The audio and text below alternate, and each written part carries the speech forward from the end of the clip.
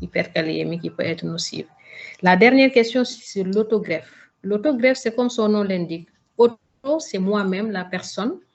Donc, la personne donne sa moelle. C'est le meilleur traitement normalement. Parce que là, il n'y aura pas de risque d'incompatibilité. Mais cela suppose que l'équipe qui prend en charge l'enfant pense déjà à une probabilité de rechute ou de complication.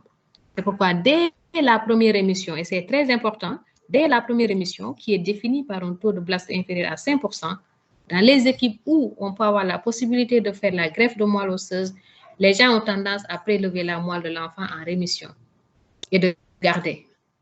Il n'est pas dit que l'enfant va refaire une rechute, hein, mais c'est vraiment par mesure de prudence. C'est comme si un enfant devrait être greffé, un garçon, et on se dit, on ne sait pas, est-ce qu'il y aura un risque sur la fertilité ou pas? On va faire un prélèvement de testicules et puis on va garder cryoconservation pour ultérieurement, lorsqu'il va entamer sa vie conjugale sexuelle, on puisse un peu éviter les risques d'infertilité. Ce sont des probabilités. Et donc, cet enfant qui a présenté une leucémie aiguë, il reçoit son traitement, nickel, tout se passe bien, il est en rémission complète, sa moelle, elle est prélevée et elle est gardée quelque part dans une banque. Si l'évolution se fait normale avec rémission complète et guérison, cet enfant n'aura jamais besoin de ce greffon. Et peut-être même ce greffon pourra servir ultérieurement aux donneurs du fichier, c'est-à-dire les donneurs qui n'ont pas de parents apparentés.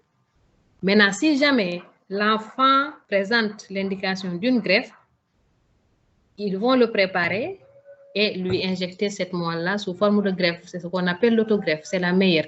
Mais attention, parfois, le revers, c'est que s'il y avait une rémission, mais qu'il y avait quelques blastes dans des sanctuaires, ces blastes peuvent également être à l'origine de récidives ultérieurement. Et c'est ça le revers. Mais vraiment, sur le plan de l'immunité, sur le plan de, comment on l'appelle encore, du rejet, il y a moins de rejet parce que c'est la personne qui se greffe elle-même. Ce sont les meilleures options. Donc, pour parler de greffe, avant de finir ce chapitre, il y a l'autogreffe et il y a l'allogreffe. L'autogreffe, c'est la personne qui reçoit sa propre moelle. L'allogreffe, c'est la personne qui reçoit la moelle d'autres personnes, mais de la même espèce. Espèce humaine donne à espèce humaine. Maintenant, dans cette allogreffe, vous avez ce qu'on appelle des greffes, comment on dit, géno-identiques. Géno-identique, c'est-à-dire c'est la fratrie. Parce que pour avoir le profil HLA identique, l'idéal, c'est d'avoir les enfants de la même fratrie, même père et mère. Donc, on fait le typage HLA pour rechercher des gens qui sont compatibles à 100%. S'il n'y en a pas, on va chercher ce qu'on appelle les donneurs phéno-identiques. Phéno-identiques, on sort de la fratrie, on va dans le fichier, c'est-à-dire les donneurs comme la banque de sang. Il y a un donneur qui habite Malika, un autre qui habite Thiès, un autre qui habite Saint-Louis, il vient donner un stop. Donc, s'il y a quelqu'un qui doit être greffé, il vient chercher, avec son typage HLA, on va dans la banque et on vérifie. Parmi les donneurs là, qui sont venus d'ailleurs, qui est compatible avec cette personne? Donc, ce sont des gens qui ne se connaissent pas, qui ne sont pas apparentés. On parle de phéno-identiques. Les génos, c'est dans la famille, dans le même génome. Les phénos, c'est le fichier international, comme les banques de sang et les banques de donneurs d'organes. Et l'autre, ce sont les greffes haplo-identiques. Haplo-identiques, c'est-à-dire, ce sont les parents qui vont être les donneurs.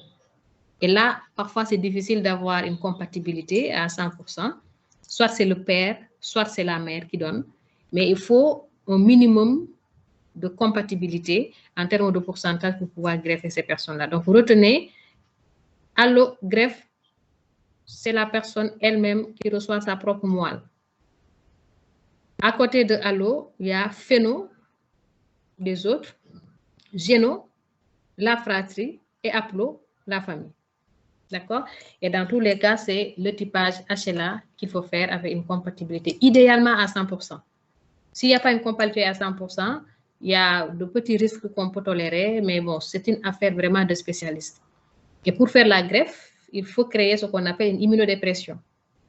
Vous retirez la moelle de l'enfant à greffer, c'est comme un don de sang. La personne vient, elle donne son sang et rentre à la maison. elle n'a aucun problème.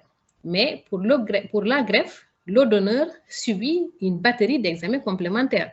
La procédure de greffe peut faire 1 an. Donc, l'enfant qui doit donner, ou bien la personne qui va donner, va recevoir d'abord un examen clinique de A à Z pour voir s'il n'y a pas une maladie. Ensuite, des examens complémentaires d'analyse de biologie, de biochimie, mais surtout de microbiologie. Bactéries, virus, parasites, champignons, on va tout explorer. Parce que si on a un donneur qui est infecté, il risque de contaminer la personne qui reçoit. Et cette personne qui reçoit, c'est une personne immunodéprimée. Et si on fait toute cette batterie d'examens complémentaires, on se rend que la personne, elle est apte, elle est hospitalisée et on lui soutire la moelle. Ensuite, la moelle est traitée dans des laboratoires avec tout le nécessaire, on élimine tout ce qui est microbes, etc., etc. Et la personne qui doit recevoir, on lui fait ce qu'on appelle une chimiothérapie. On lui fait la préparation. Une chimiothérapie myeloablative.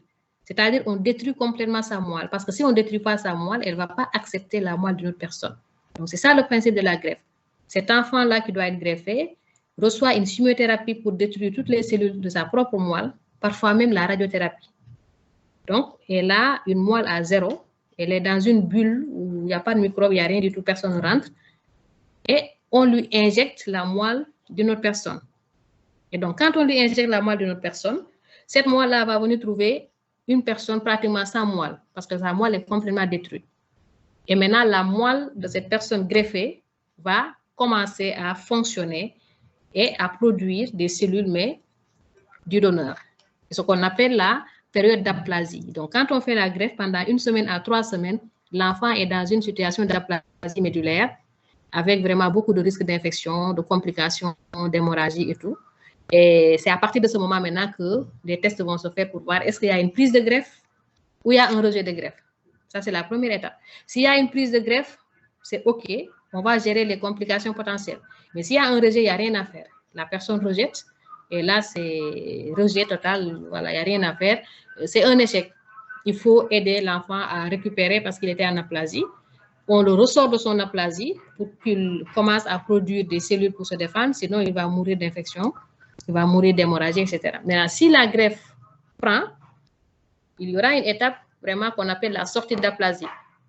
Donc, l'enfant va commencer à produire lui-même ses propres cellules à partir du greffon et il va régénérer progressivement jusqu'à avoir une production optimale. Et là, ce sera vraiment une moelle neuve qui produit des cellules normales qui ne sont pas des cellules malades.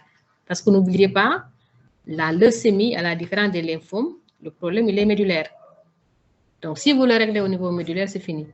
Il n'y a plus de risque.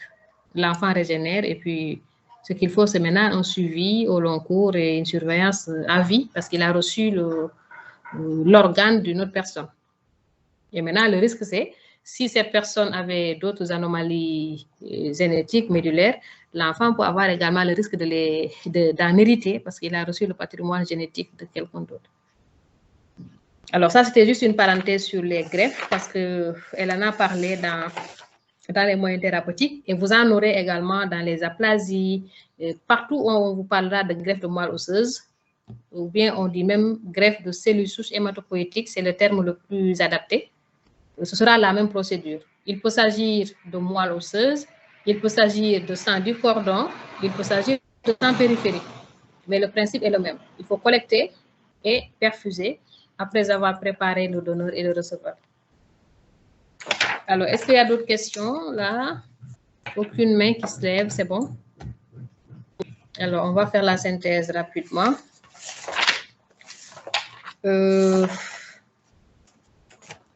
Alors, une petite précision.